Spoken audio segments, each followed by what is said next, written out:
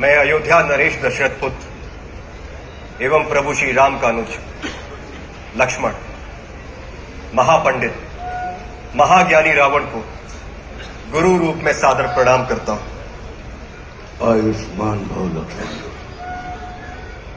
कहो, अपने जीवन की इस अंतिम बेला में मैं तुम्हारे किस हित की पूर्ति कर सकता हूं?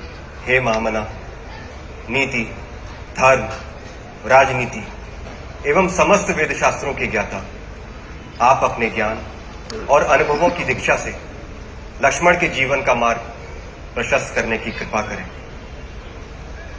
मैं देख रहा हूं लक्ष्मण कि तुम एक योग्य शिष्य की पात्रता लेकर उपस्थित हुए। अस्तु, मैं अपने जीवन के कुछ अनुभव तुमसे अवश्य साझा करूंगा। हे सुमित्रा नंदन, अहंकार चाहे सत्ता का हो या सौंदर्य का,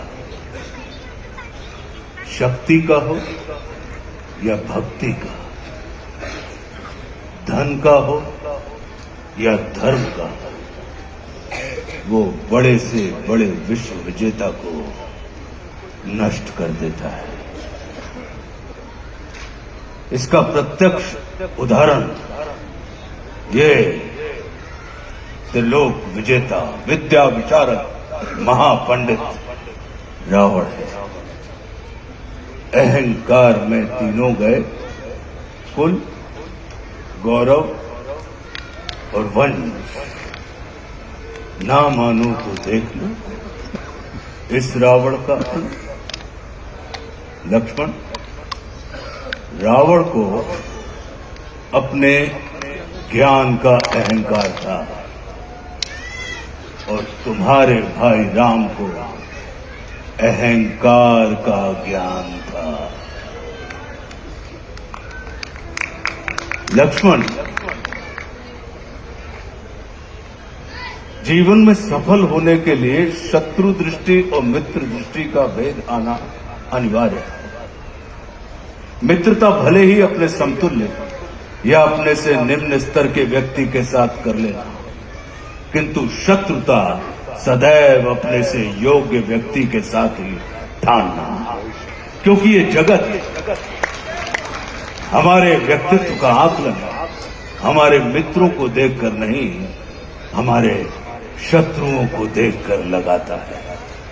जितना बड़ा और गरिमापूर्ण हमारा शत्रु होता है, उतने ही बड़े और गरिमापूर्ण की ख्याति को हम प्राप्त होते हैं। देखो ना, इस जगत ने जो कुछ राम से जुड़कर प्राप्त नहीं किया, उसे रावण ने राम से लड़कर प्राप्त कर लिया।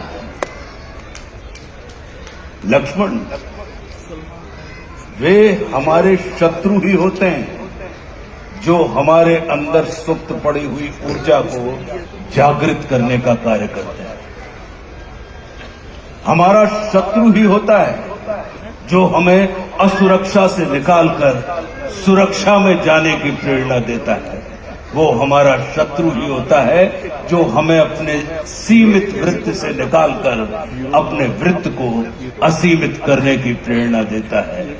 इसलिए शत्रु तिरस्कार का नहीं, नमस्कार का पात्र होता है।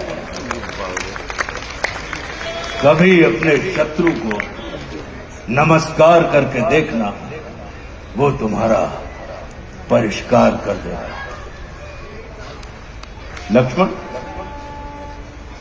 जैसे शरीर को संचालित करने वाला मस्तिष्क आकार में शरीर से बड़ा नहीं होता, गज को संचालित करने वाला अंकुश आकार में गज से बड़ा नहीं होता, वैसे ही व्यवस्था को संचालित करने वाले व्यवस्थापक को कभी भी व्यवस्था से बड़ा नहीं होना चाहिए। ये सारा नीति ज्ञान तुम्हारे भाई श्री राम तुम्हें स्वयं दे सकते थे, किंतु उन्होंने तुम्हें मेरे पास भेजा। जानते हो क्यों? लक्ष्मण, मेरी संस्कृति असुर की है, लेकिन मैं प्रकृति से एक तपस्वी हूं, साधक। और किसी भी व्यक्ति को अपने अंतिम समय में अपनी संस्कृति के अनुसार नहीं, अपनी प्रकृति के अनुकूल कर्म करने चाहिए, तब उसे मृत्यु नहीं, मुक्ति प्राप्त होती है। और राम रावण को मारना नहीं, तारना चाहते हैं। तभी तो उन्होंने मेरे अंतिम समय में मेरी प्रकृति के अनुकूल उपदेशात्मक कर्म करवाकर मेरी मुक्ति के मार्ग को प्रशस्त कर दिया। आने वाले समय में ये जगत कहेगा कि त्रिलोक विजेता, विद्या विशारद, महापंडित रावण की पराजय का एकमात्र कारण है कि उसके पास लक्ष्मण जैसा भाई नहीं था।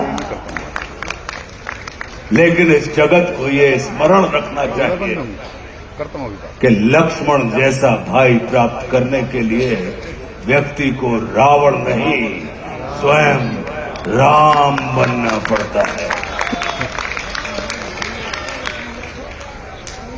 सदैव अपने भाई राम के अनुगामी रहना।